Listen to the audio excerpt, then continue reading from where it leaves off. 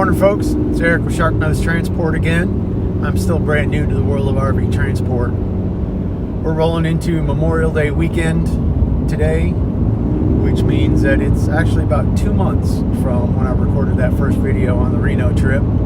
There's been a lot of changes in equipment to the truck, both in the bed and inside the cab here, so we'll talk about those in a little bit.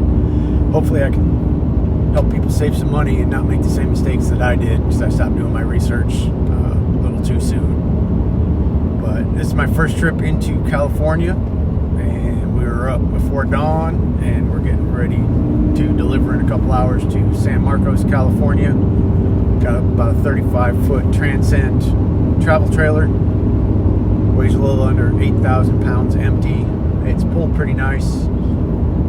I'm sure once it finds its new family and they put some items in it, it'll help weight it down, get rid of some of those wiggles and a little bit of the crosswinds that we had.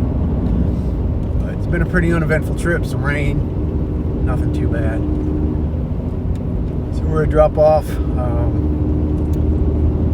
One of the changes I made, talked about in that little short, showed it, is my refrigerator. On that Reno trip, I bought a $104 Cooltron electric cooler, not an actual refrigerator, and it worked really well until it didn't.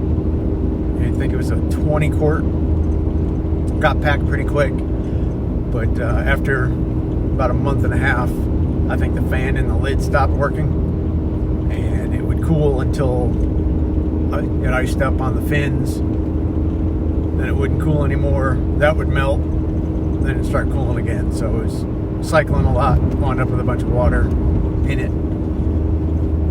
So unfortunately, you got to spend some money to save some money. So I got something a little more expensive, about $240. Once we stop one of these nights on the way back, I'll take it out and show you. But I bought an actual compressor refrigerator, got it strapped into the seat next to me, and so far it seems to be working really well. It's quieter than the electric cooler was, oddly enough. It doesn't cycle a whole lot. It stays nice and cold. I've got a remote thermometer actually sitting in a box at home, so I'll use that. Compare the temperature on the inside to what it says on the LED display on the outside and see how much it actually does fluctuate. So I'll probably come back in a month or two, detail how that's been working out, how it goes. Unfortunately, I'm going to be grounded for about the next month or so. We've got some things going on at home that I have to be there for, so kind of grabbed this trip as a last hurrah, make a little bit of money. Normally Memorial Day weekend I am in Washington DC. Started going there about 8 years ago on Memorial Day weekend, doing Rolling Thunder on my motorcycle with some friends. That actually grew.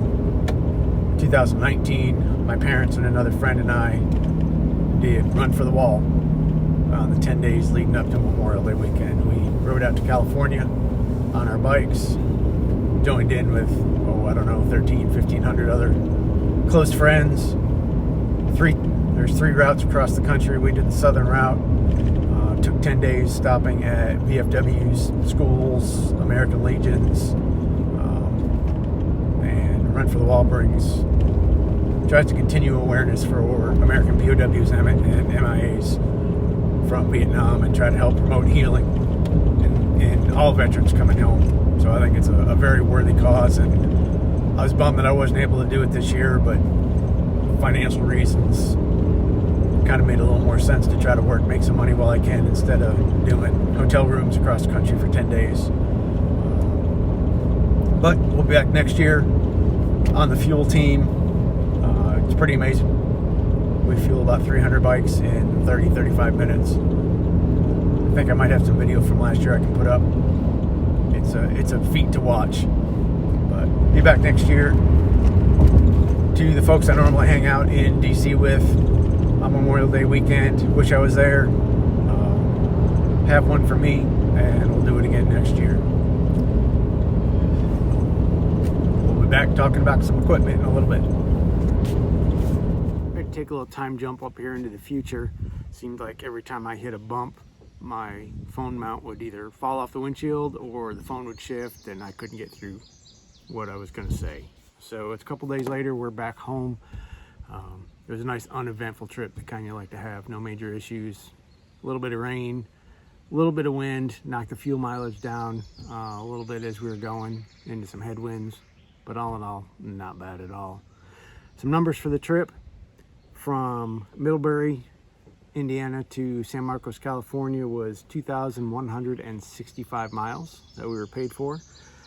Pay rate was $1.96 per mile for a total of $4,243.40. Out of that, I spent $1,283.05 in fuel.